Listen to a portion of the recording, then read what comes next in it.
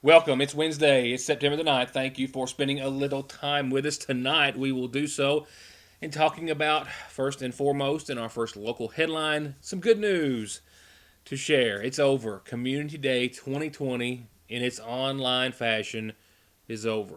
How'd it go? Very well. And we'll have the main man to tell you about that in just a few seconds. And we'll be thanking, of course, a lot of folks throughout the foreseeable future for all of their efforts. With that said, a few other things as well. Your local COVID update here in McGoffin County, which includes our youngest person, McGoffin Countyan, to test positive under the age of 1. I'll have what I can on that subject from our public health director in just a few moments. Some other state update information as well. And as well, with kickoff actually happening this Friday night here at home for the McGoffin County Hornets, hosting Betsy Lane. Football is coming back to our world and our life, and anything normal is good. But it's not going to be all normal in the stands or how you get in. And I'll have our athletic director telling us about how and where and when tickets will go on sale, how many you'll be able to get, and what you'll have to do to get into the ball game. A lot of guidelines and restrictions, so to speak, will have to be followed. But it's football, and it's going to be here at home this Friday night. All that and more in just a few moments. It is undoubtedly, and data has showed that, and I've always been very eager to report that and glad to do so, that Morehead State University is one of the safest college campuses in the nation. But you can't prevent everything. Morehead State police are investigating, they say, an alleged sexual assault that happened on campus in a dormitory. It's a female student that reportedly approached authorities saying that she was sexually assaulted this Monday evening before 10 o'clock in Alumni Tower. She gave a description to authorities of her assailant as a white man with a dark complexion, dark hair, standing around 5 foot 10 inches in height. He was clothed wearing a black Nike hoodie and dark sweatpants, and that's all the information that we have available. But I know everyone who has a student, a child on Morehead State University's campus, wanting to hear the details of that. I am one of those. The investigation continues. No word on any injuries or anything of that nature of the female student. We'll keep you up to date. I have nothing to update you on in regards to that armed robbery, a home invasion that I told you about last night that happened in Oil Springs of Johnson County. I just got confirmation from Johnson County Sheriff Doug Saylor a second ago that they are still very actively investigating this incident, but nothing new to report at this time. After very early Saturday morning, around 4 a.m., a man dressed in black, portraying himself and dressed as a police officer, armed with what the homeowners said would appear to be an AR-15, was found in their home. They were awakened by him, and he, of course, as I told you, put them in a bedroom or another room, instructing them to stay there until his sergeant came to talk to them. He then continued to steal items from the house and left in what was believed to be a silver sedan. He was described as a white male with a shaved, bald head, in his early to mid 30s, around 5 feet 11 and about 230 pounds. If you have any information, contact the Johnson County Sheriff's Department. But again, they have no information to report this evening. All right, this evening's first top local headline tonight. Let's go ahead and start with some good news tonight. Over $70,000 worth of good news. There was also a tie for an extra prize or incentive for those nonprofit agencies, organizations that participated in Community Day 2020, but that tie is not going to result in a split. You'll be interested to know of that promised prize. It's going to be doubled. And the man doing so is with us tonight via, of course, Zoom. It was the platform that we used earlier today. Scotty B. Patrick telling us that indeed, against all odds, Community Day 2020, albeit not as fun and as exciting and entertaining as have been all the others that have raised about $1.3 million in the past. Didn't come up to it in those standards. Money-wise, though, it got very close.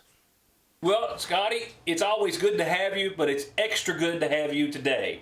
So thank you for joining us and giving us some good news today, man. We're living in a world where we need some good news. I hope you're getting a good picture of the big smile on my face.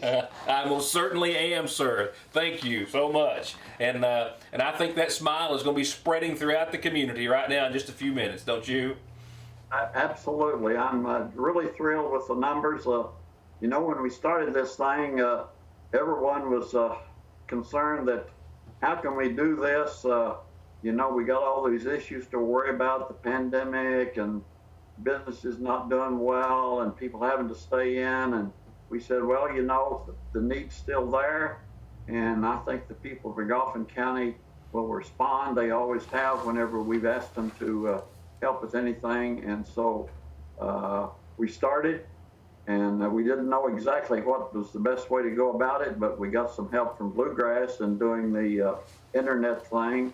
And then we got the bank and the nonprofit groups to start working together to figure out how they were going to raise the money that they needed to raise in order to capture the $35,000 challenge.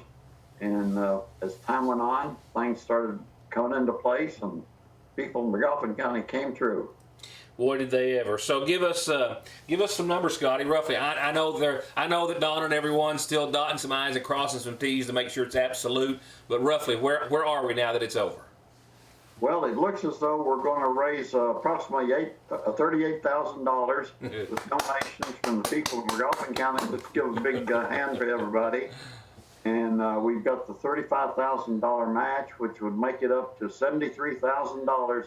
That's going to go to the nonprofits, roughly. Wow. So that's by my math around $4,000, give or take, to each nonprofit, and a lot of them worked real hard. And I know that you kind of threw an extra kicker in there at the end for a little extra incentive to give $1,000 above and beyond all of this that was raised to the nonprofit that brought in the most money. How'd that turn out? Well, it turned out just outstanding. Every group really was working very, very hard to get that extra $1,000, and two came so close to being the winner that I think they were maybe about $100 or so that separated them. So we decided to give $1,000 each to the two that came in with the most. That's the Rescue Squad and the South Godolphin Activists. So let's give them a big hand for all that they did. Most certainly. Wow. That's and thank every year I look forward to the end of Community Day. Give me a fact. Let me finish that statement before you think anything. But a part of that is always to sit and have a few minutes with you and talk to you about how well it's went. And here we are. I know we're doing it, in a manner of which we never thought we would be having this conversation or having Community Day. But $73,000, Scotty. I mean, without having Community Day, and then with you giving the extra couple $1,000s there, we as always don't have the words or the means to thank you enough. And those thanks also, of course, carry over to Don and everyone at Sagersville National. But we can't say enough for your participation and your support of your much beloved community. But $73,000, that has to make you feel awfully good about the participation and the interest that everyone showed. And times are tough for everyone right now, and to raise that kind of money without having an actual Community Day, I think is nothing short of miraculous. Absolutely. It's beyond my wildest dreams. We thought, if we could raise maybe half of that, we'd be fine. But the people in Godolphin County really came through as I expected them to do. And so this means that the groups that are participating are going to be able to continue on with the programs that help the people in Godolphin County. And that's the true winners of this, is the people who are going to be helped by the money that's been raised today. And also, like all the years past, today's technically over, and tomorrow I expect that you and Donna and Lana and everyone else in the foundation will be starting to work on next year's Community Day, hopefully returning back to normal, if I'm not mistaken. Absolutely. This is, I'm really pleased with what we did, but we really want to do Community Day as we've done in the past, because it's not only raising the money, it's giving our people a chance to hear some great music, bluegrass and country, but also to see our young people who are also rising young musicians do what they do. And that's, that's part of it, is coming together and enjoying the fellowship that everyone does on Community Day. I will say that we are going to start work on Community Day for next year, and I'd like to give a special shout out to Lana Blanton, who does so much good to help Community Day come off, and she was instrumental in kind of coordinating all of our activities for the fundraising we had this year. So she was a key player on this, and we thank her very much. Most indeed we do. And I will, and I know that you and I don't have the time here today, but very soon we'll have a list of all those donors and supporters, and we'll be thanking those folks in the paper and on the news just as soon as possible. I know it's a long list and of deserving of our appreciation. Absolutely. Our business community really came through this time, and hopefully we can recognize them in some way, maybe in the paper or something, so that people can see that the businesses really participated and really put us over the top. So we appreciate that. We'll make sure to happen. Scotty, that's all I've got for now. If you've got anything to add, feel free. The camera's yours. No, but let's stay around, because we're going to have Community Day next year in August 15th, I think it is. I hope I'm correct on that. Scotty, thank you, sir. Thank you very much, Red. Thank you. Appreciate it. So as to how they're going to actually present those organizations with their checks, they always have the big dinner, the big event, the check presentation. That's obviously not going to happen. Scotty says they're going to give that some thought. They'll have a date where the money will be distributed very soon, and I'll be letting you know how that's going to happen just as soon as it has been decided. I hope you decide to stay with me, because I'll be right back in just a few seconds.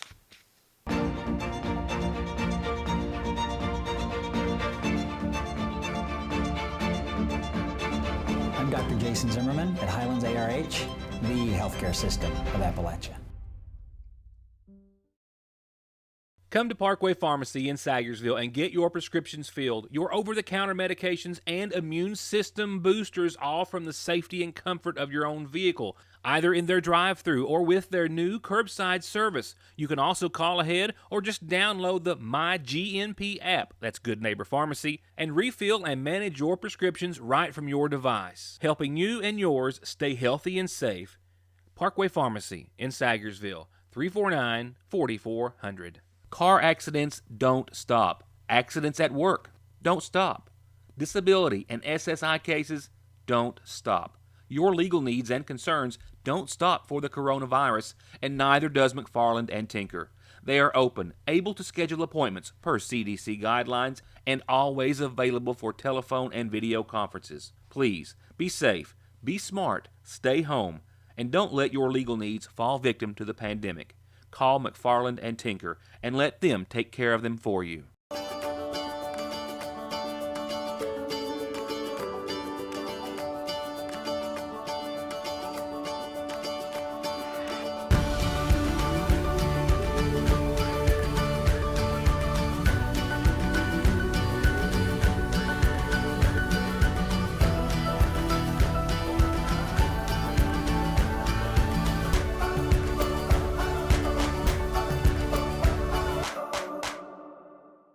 In your local COVID update tonight, I spoke with our Public Health Director of McGoffin County, Mayor Pete Shepard, a few moments ago. He confirmed one additional case of COVID-19 earlier today in the youngest person to test positive from McGoffin County.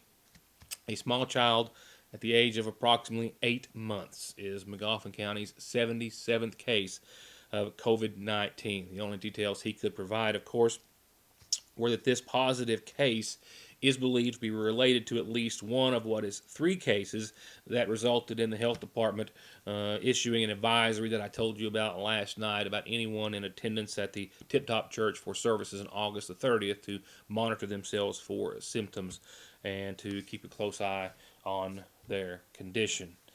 No other numbers were available as of airtime, as of recovered, isolated, things of that nature, due to some meetings that health officials had to be in earlier today. But one case today, an 8-month-old child, bringing us to 77 total cases in McGoffin County. I hope that you'll keep this small person and all others in your thoughts and prayers.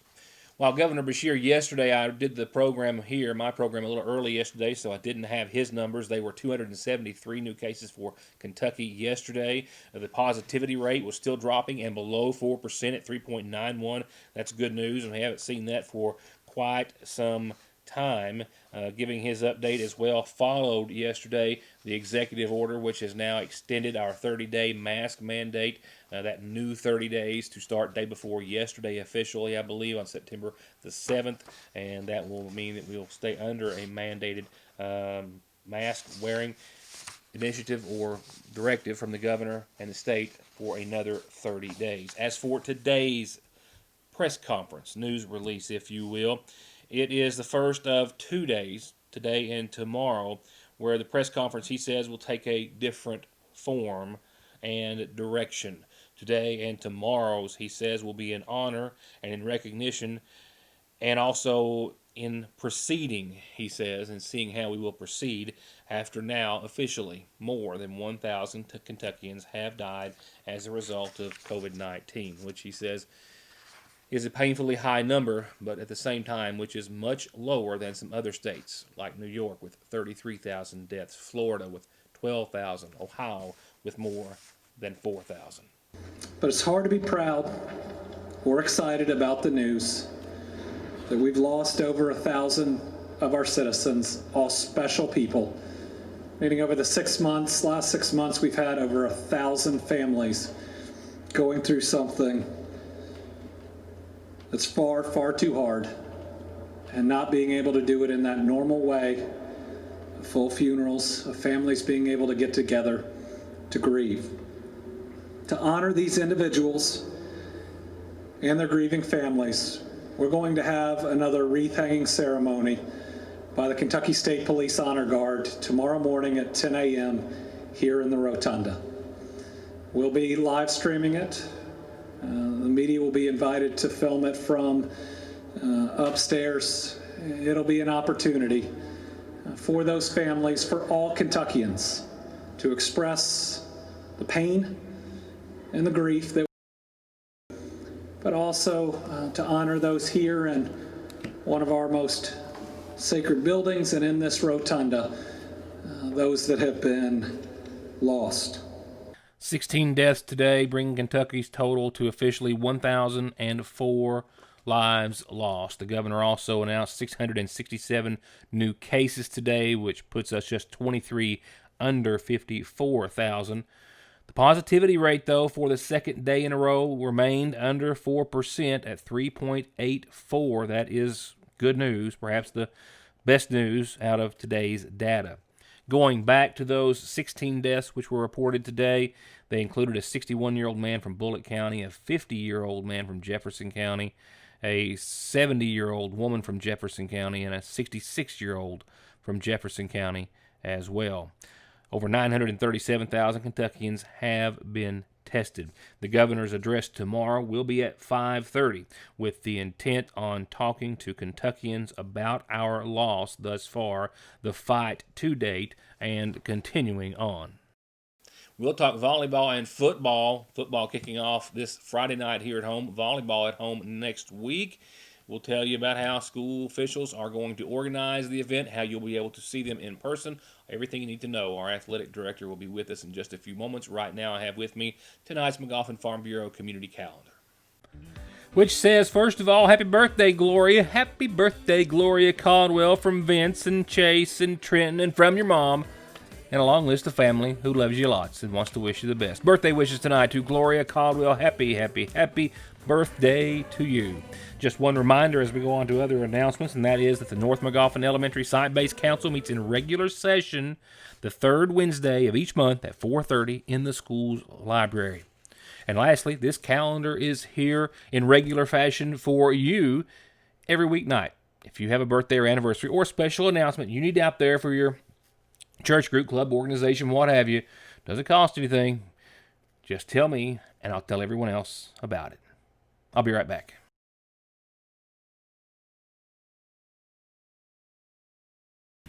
Summer heat and no AC make for a miserable drive. But don't sweat it. call Black Smoke Performance in Sayersville for inspection, diagnostics, and repair by qualified technicians with the latest technology and equipment. Don't suffer in the summer heat. Get your air conditioning fixed today at Black Smoke Performance.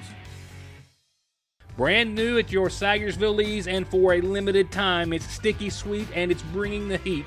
Their new spicy bourbon dippers. You get an all-new taste, nothing short of amazing. They take their spicy jumbo dippers, toss them in a kicked-up sweet bourbon sauce for a flavor that you're only going to find at Lee's. But don't wait.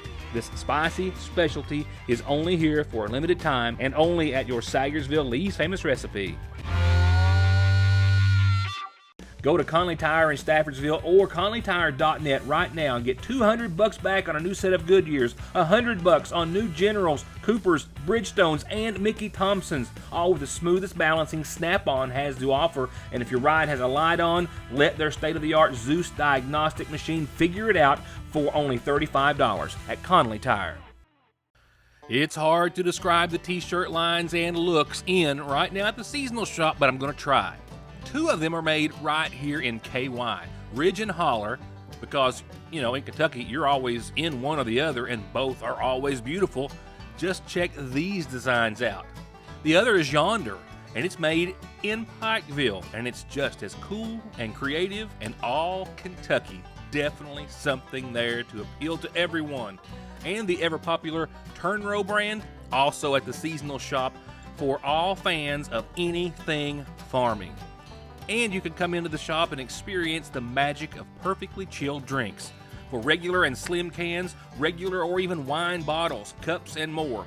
It's the Cadillac of koozies by Brewmate. All colors and styles in stock right now at Fraser's Prater Drugs seasonal shop.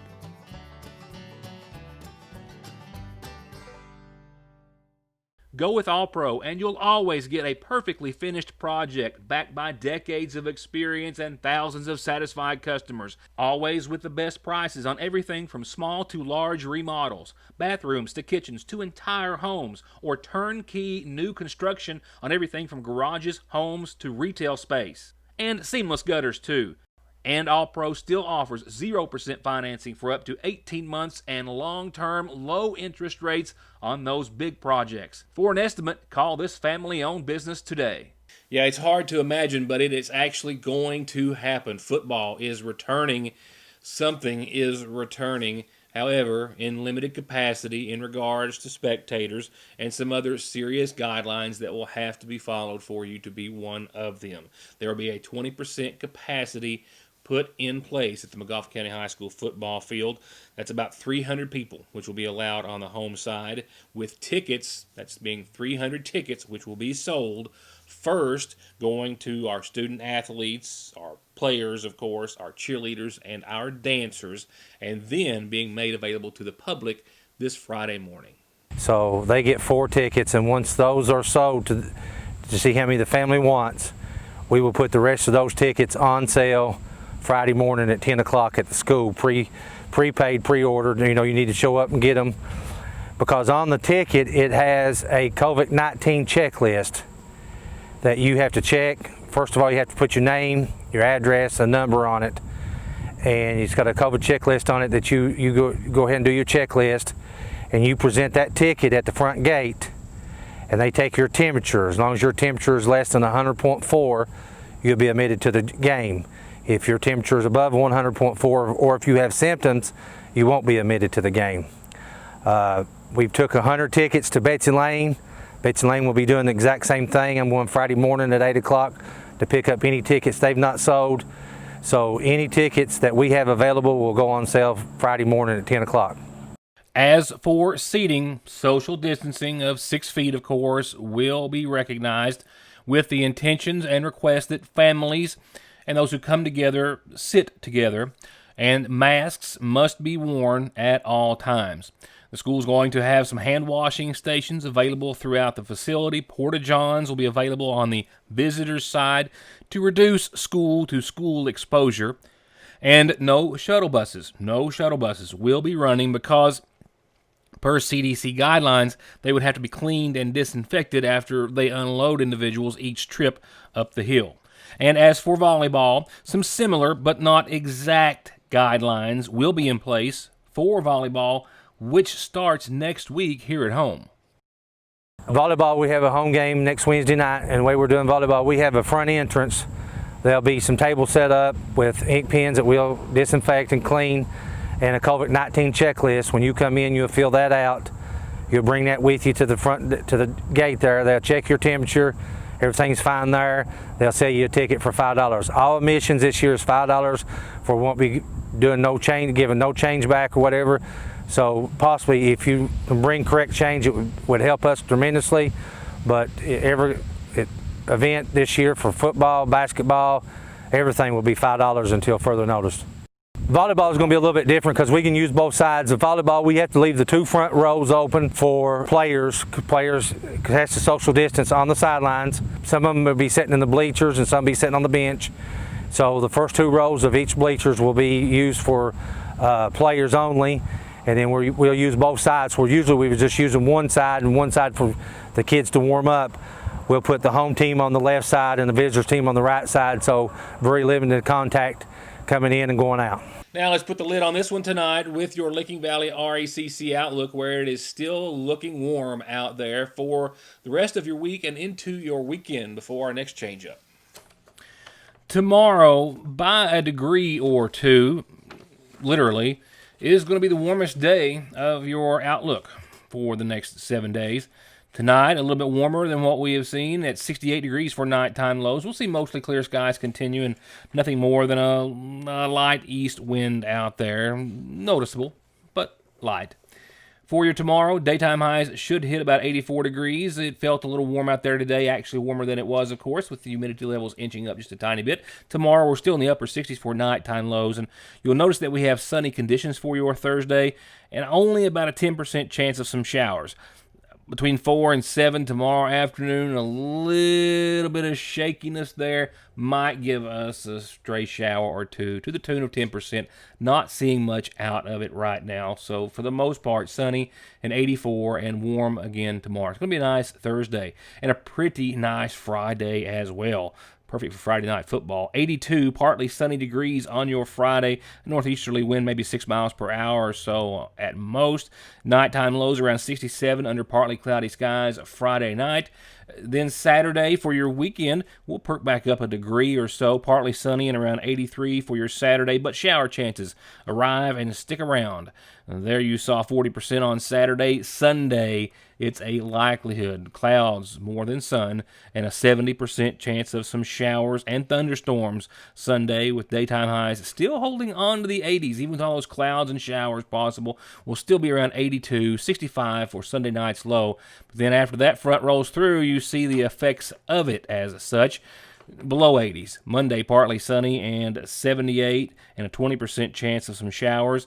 Tuesday, ditto, 78, mostly sunny and a 20% chance of showers. Wednesday of next week will rebound to about 81, I think, mostly sunny, but still clinging to about a 30% chance of some showers. It's going to wrap it up for tonight. Tomorrow, if you haven't already, we'll be taking a look at this week's edition of the Sagersville Independent. Hope to see you here then for our next show. Good night for now, and thank you for watching.